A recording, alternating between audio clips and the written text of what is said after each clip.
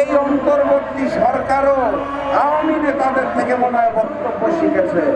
তারা বলার চেষ্টা করছেন ভ্যাট ট্যাক্স বাড়বে কিন্তু জনজীবনে কোনো প্রভাব পড়বে না।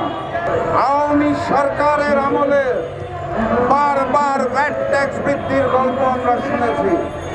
অন্তর্বর্তী সরকারের সময় ভ্যাট ট্যাক্স বৃদ্ধির গল্প শুনতে হবে এটা বুঝতে পারি নাই।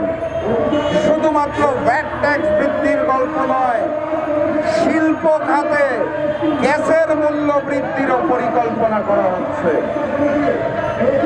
আমরা বুঝতে পারি বাংলাদেশকে বিগত 15 বছরে লুটপাট করার উদ্দেশ্যে ফ্যাসিস্ট শেখ হাসিনা সরকার যেভাবে করে জনগণের উপর চাপ দিয়েছিল তাতে আমাদের অর্থনীতি বিপর্যস্ত। সেই অর্থনৈতিক অবস্থা পরিবর্তনের জন্য এবং বিদেশি ঋণ শোধ দেওয়ার জন্য অন্তর্বর্তী সরকার নতুন করে ভ্যাট ট্যাক্সের পরিকল্পনা করেছে, কিন্তু এটা হওয়ার কথা ছিল না। আমরা স্পষ্ট ভাষায় বলে দিতে চাই, শুধুমাত্র শেখ পরিবারের পাচারকৃত অর্থ বাইরে থেকে ফেরত আনার ব্যবস্থা করুন, সকল ঋণ শোধ হয়ে যাবে, জনগণের উপর চাপ সৃষ্টি করবেন না। সম্মানিত সাথী এবং বন্ধুগণ, আওয়ামী আমলে এক নেতা ছিল পলক সাহেব, তিনি বলেছিলেন ইন্টারনেট বন্ধ করি নাই, বন্ধ হয়ে গেছে। আমি অত্যন্ত দুঃখের সাথে লক্ষ্য করছি এই অন্তর্বর্তী সরকারও আওয়ামী নেতাদের থেকে মনে হয় বক্তব্য শিখেছে।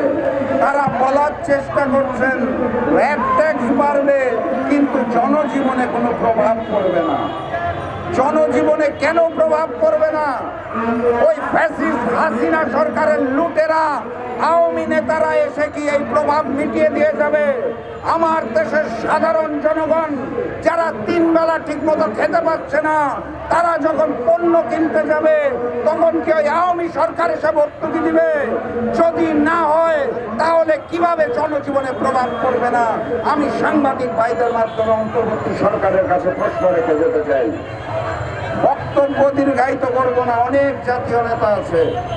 আমি শুধু স্পষ্ট ভাষায় বলে দিতে চাই, এই দেশের মানুষ আন্দোলন করতে জানে, সংগ্রাম করতে জানে, স্বৈরাচারের পদত্যাগ ঘটানোও জানে, রক্ত দিতে জানে।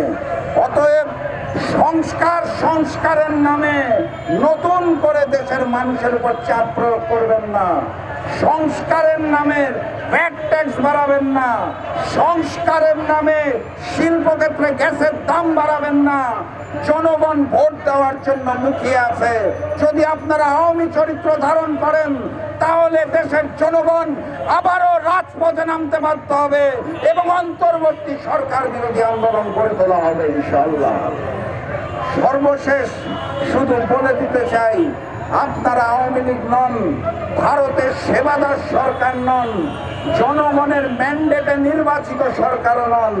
অতএব টাল বাহানা করবেন না। সংস্কার গল্প বন্ধ করুন। জাতীয় নির্বাচনের 3 তারিখ ঘোষণা করুন। জনগণকে ভোটের মাধ্যমে জনগণের সরকার প্রতিষ্ঠা করতে দিন।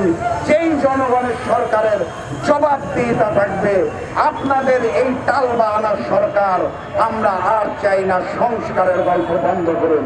আবারও দেখা হবে, আবারও কথা হবে। আজকের মতো বিদায় নিচ্ছি। বিজয়ের পথযাত্রা শুরু, জীবন অথবা মৃত্যু। আসসালামু আলাইকুম।